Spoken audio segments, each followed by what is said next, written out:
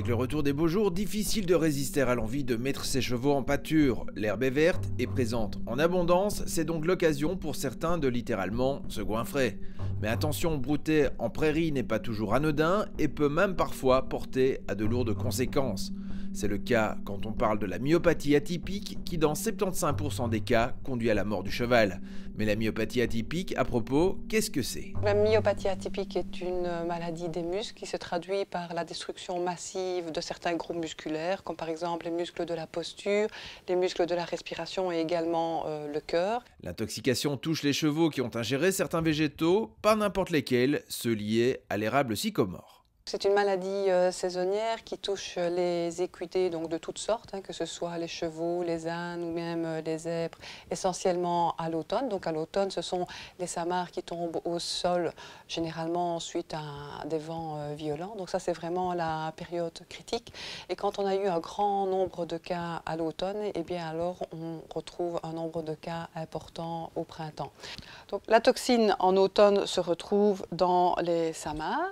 Mais par contre, au printemps, elle se retrouve dans les samards qui germent sous forme de plantules. Il faut un peu plus de ceci, mais ce n'est pas une ingestion unique qui est importante, mais plutôt la répétition de la dose.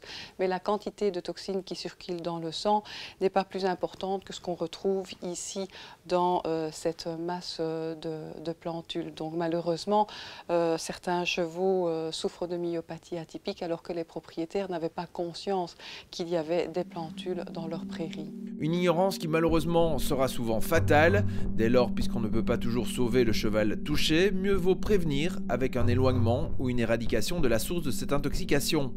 Une inspection scrupuleuse des endroits fréquentés par le cheval s'impose donc. Par exemple, quand on regarde cette pâture, en se rapprochant, on peut voir qu'il y a ici et là des pousses d'érable. Malheureusement, c'est une maladie émergente, donc on ne sait pas pourquoi, mais c'est seulement depuis une dizaine d'années que les cas apparaissent. Donc ce n'est pas parce qu'il n'y a jamais eu de cas sur une prairie qu'il n'y en aura pas. Il faut bien sûr vérifier l'absence d'érable pour être sûr qu'il n'y a pas de risque associé.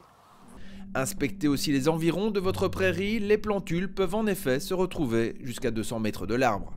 Si vous suspectez votre cheval d'avoir ingéré ces végétaux, voici quelques signes cliniques qui permettront d'attirer votre attention sur le fait qu'il a peut-être été intoxiqué. Les chevaux vont avoir des difficultés à se déplacer, rapidement ils vont se coucher.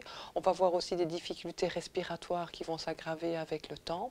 Et puis comme les muscles contiennent en fait un pigment qui est rouge foncé, ce pigment va être libéré dans la circulation sanguine suite à la destruction des muscles et on va le retrouver dans l'urine qui va vraiment avoir une couleur café. La première des choses à faire, bien sûr, c'est d'appeler son vétérinaire. Si le cheval peut encore se déplacer sans trop de difficultés, essayer de le mettre dans un endroit où il pourra être confortable quand il sera couché, parce que très rapidement, il sera plus capable de se relever, donc il sera difficile de le diriger vers une clinique. Et le vétérinaire, lui, va prodiguer des soins qui sont ce qu'on appelle des soins asymptomatiques, c'est-à-dire qu'il n'y existe pas actuellement d'antidote pour traiter la maladie. Donc on va soutenir les fonctions vitales jusqu'à ce que le poison soit éliminé du cheval. Ça reste quand même malgré tout une maladie rare, mais quand on regarde le nombre de cas qui a été déclaré depuis 2000 pour le nord de l'Europe, c'est plus de 1600 chevaux, dont 75% meurent, donc ça c'est évidemment important. Et il faut savoir que ces déclarations se font exclusivement sur base spontanée, donc ce sont les propriétaires, les vétérinaires. Il n'y a aucune obligation à déclarer la myopathie atypique. Donc 1600 cas déclarés, ça représente peut-être 20% de la réalité, donc c'est peut-être une dizaine de milliers de chevaux au nord de l'Europe qui ont souffert de myopathie atypique, dont les 3/4 sont décédés. Compte tenu de son développement et de ses conséquences, la maladie fait maintenant l'objet d'une étude spécifique à la faculté de médecine vétérinaire de l'Université de Liège. On mène une recherche qui est soutenue à la fois par l'Université de Liège et les haras nationaux français.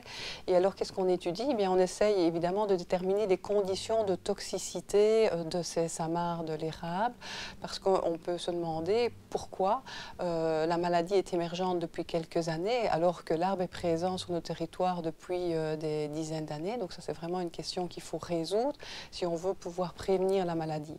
Je pense que tronçonner tous les érables ne sera pas une solution pour répondre aux risques, donc il faut trouver d'autres pistes. Donc ça, c'est une voie de recherche.